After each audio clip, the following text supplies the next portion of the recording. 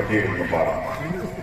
21, 22 இந்த அரசு பொறுப்பேற்ற பிறகு நான் முதலமைச்சர் தலைமையிலான இந்த அரசு அதிலேயும் அப்பொழுது நான் இந்த ஊரக வளர்ச்சித்துறையினுடைய அமைச்சராக இருந்தேன். 1.5 வருஷம் இருக்கிறப்ப 3,46,00,000 ரூபாய்க்கு 80 பணிகள் அந்த நாம கவர்மெண்ட் வந்த நேரத்தில் 21, 22. ஆனால் 22, 24 நிதியாண்டு பார்த்தீங்கன்னா 15 பணிகள் 69 பணிகள் 1,70,00,000 ரூபாய் அளவில் நடந்தது.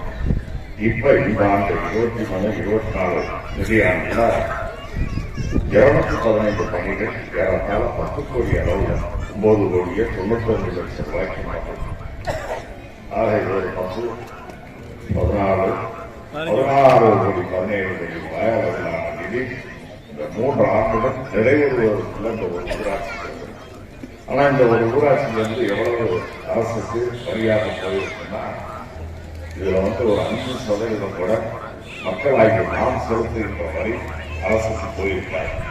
ஆனா இவ்வளவு பணம் இன்னைக்கு நம்முடைய ஒரு ஊராட்சிக்கு வந்திருக்குன்னா ஆண்டுக்கு முதலமைச்சர் அவர்கள் என்ன விரும்புகிறாங்கன்னா கிராமங்கள்ல இருந்து மக்கள் நகரங்களுக்கு படையெடுத்து அங்கே போய் எல்லாரும் ஒரே இடத்தில் இருப்பதை மதிக்கிறது.